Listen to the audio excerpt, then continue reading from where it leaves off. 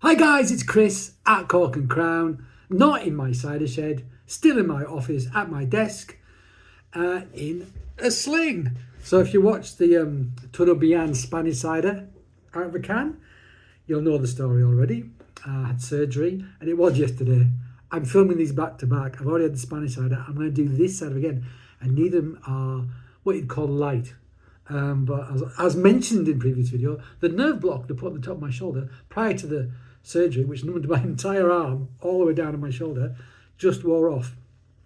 So what I need is cider, quite strong cider. I'm already on quite strong drugs as well. So boom, we're having a party tonight. Okay, so what we're going to try is one I've had for a while, but because I haven't done films for ages because of health reasons and stuff, I'm going to do it now.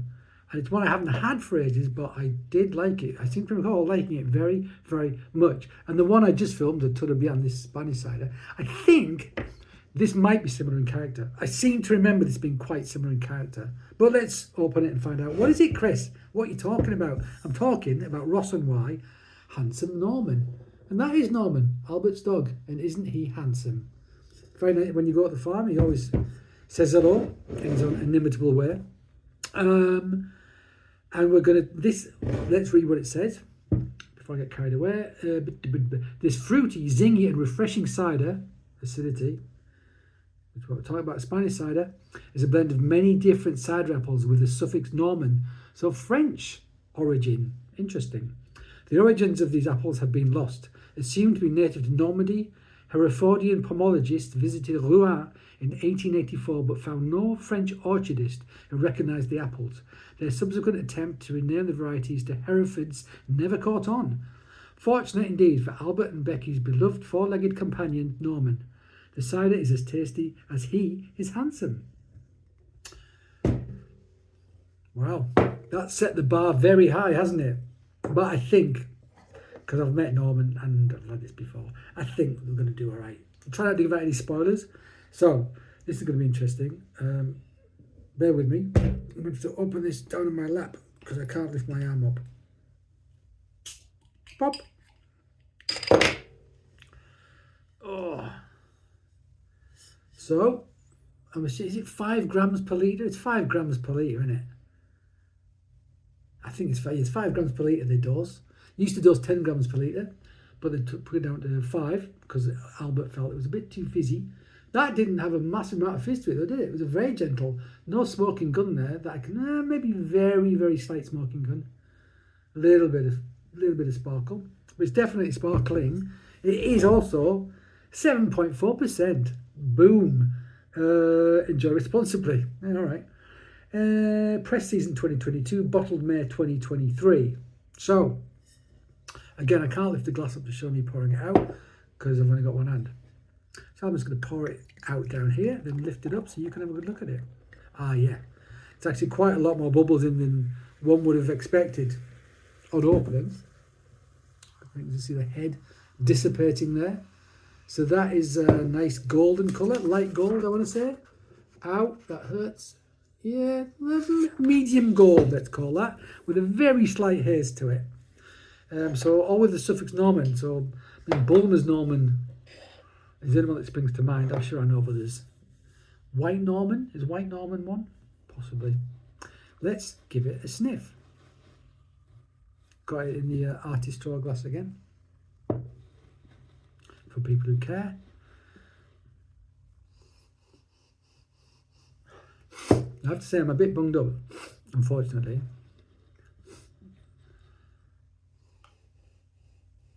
Well, this has similarities to this, which I thought it might. It's a bit, I don't want to say the word darker. It smells like it's going to have more tannin. That's what it smells like. It smells a bit darker on the nose, but it's also got that apple character. It's sweated apple character, and yeah, and it's not as light on the nose as the what's it called again?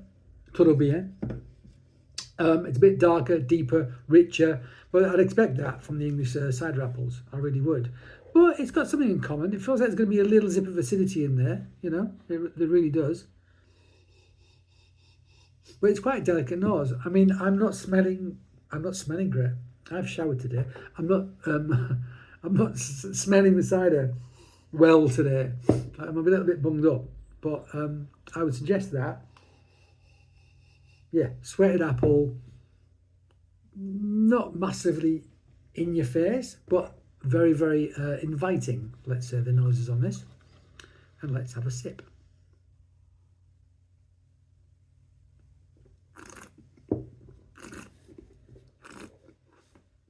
Okay. So this is bone dry. This is what I was expecting when I drank the Spanish cider, to be bone dry, and it wasn't. There was some residual sweetness in there, not a lot, just a tad. This, as is pretty normal for Ross-on-Wye, is bone dry.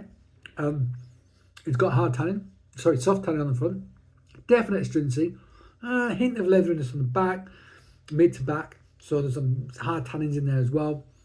There's minerality, absolutely. And there is acidity. It's not brutal. It doesn't have the acetic character of the Tourbillon. If it did, I don't think Mike and Albert would have sold it. They just wouldn't have sold it. They hate, from what I understand, I'm sure he'll correct me if I'm wrong, because I believe he does watch these films. Hi, Albert. That for them, that sort of volatile acidity is a fault, flat out. I disagree if it's there on purpose and so forth, which with the Spanish it is. This doesn't have that at all. It's got more like a malic / lactic acidity. It's much more gentle.